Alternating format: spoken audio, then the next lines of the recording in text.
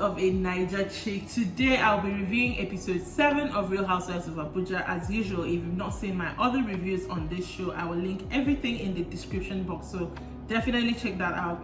Be sure you're subscribed while you're there, and let's get right into it. First of all, I look very off with makeup. I'm not used to coming on here with makeup, but I have something doing, so hence the makeup, but I'll try to ignore how I look. But let's get right into it. This episode starts off with the dinner that Princess invited all the ladies with, and she was having it out with Rafa, like, why did you ignore my call and then you show up here? You didn't pick my calls, you didn't reply my messages, you sent a message to the group. They were getting into it a little bit, but for the sake of peace, Princess Shah apologized to Rafa for shouting at her house 2 episodes ago, and they kept it moving. Then she had this traditionally dressed Igbo people, like a man, some men, and I think a woman, come out kind of like sing, in Igbo, singing praises, I think, to her, and then invited them to an event by name. And then she brings out a basket and gives them. In the confessional, that's how Rafa brought the basket to the confessional and was taking out items one by one. First of all, I think she was trying to go for like traditional stuff and then put some bougie stuff, according to her. But of course, trust Rafa, she had everything and anything to say about everything that was in there. Nothing sorted her. When you gave me a pineapple, don't you know I'm allergic? I'm like, are we sure Princess remembered that? She should have tailored your own basket to you. But anyways, that moved on. And the day of the event came. Honestly, so far, best event from this show ever. Like, Princess put out a show. She went all cultural. She had people dressed in like tying the double wrapper.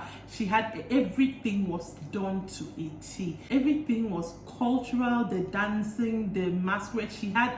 She put on an entire show, and all the ladies came dressed to the T as well. I think everybody got the cultural memo because I couldn't have anything wrong to say about anybody.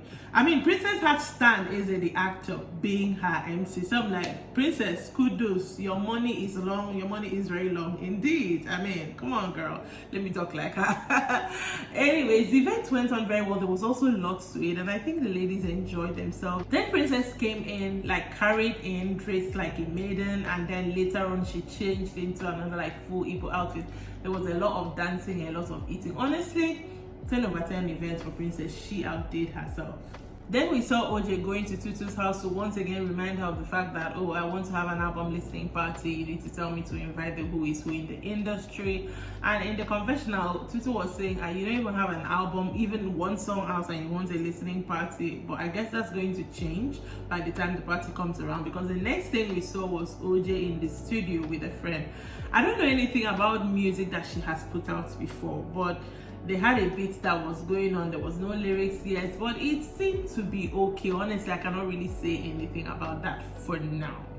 Then Arafa put together a sip and pent event. I don't know if everyone was invited, but only Tutu, Comfort, and OJ were there, with Arafa herself, of course.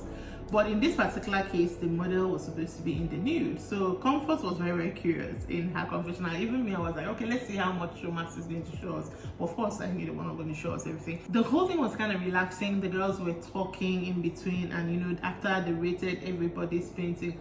Honestly, Rafa did very well. I don't know, I think she must have practiced before, yes, but she did very well. The rest, I don't even know what the rest were doing, but it was a fun event. I loved that for them.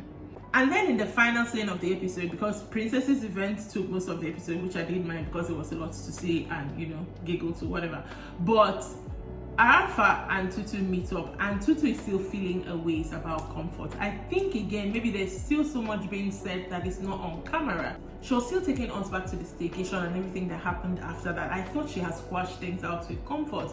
So she's busy feeling like Comfort sees her like someone who needs help mentally, and that is not okay with her.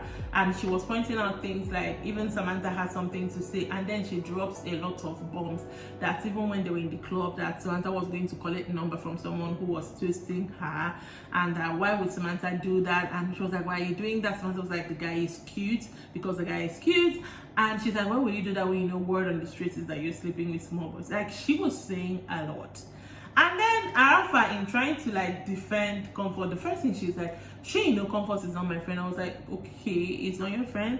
But she was just trying to say that they're not really friends like that. That it's just that because of, the space that in, I'm assuming because they're filming the show together, she vibes with Comfort. But if she wants to go out, it's you I'll call. That's Tutu. And she knows that. That's Comfort knows that. But she was also defending Comfort to Tutu, that I think you're just perceiving her trying to help you in the wrong way. She actually is a good person. I'm just trying to tell Tutu, it doesn't matter what anybody said about you. You know who you are. So why should you be bothered by anything that was said? And that is where the episode ended. Honestly, I feel like in next episode, Tutu, from the highlights we already saw, Tutu is going to have a lot to say to Comfort. She's feeling her ways about Comfort. She says she feels like Comfort feels she needs mental help. She's mentally unstable. I don't know what else is transpiring off camera that is giving her this impression, because I do not get that impression. Yes, I'm a bit put off by Comfort always trying to do the mentor-mentee thing with her, because come on, you shouldn't just because you're older than all of them. But I do not think she sees her that way. So next episode is actually going to be Passos. A little bit of a spoiler, in when they showed us what's happening next, we saw Comfort crying. If you've followed this episode in any way, shape or form, you should. Comfort crying is a big thing. Like I do not peg her for a cry at all. So that is definitely going to be a big thing. Anyways, that was it for this review from me. If you liked it and enjoyed watching it, make sure that you subscribe to the channel. Make sure you are sharing the channel as well with other people. I am on Facebook at Rants of Naija Chic. I am on Instagram with the same name as well. And I will see you some other time. Bye.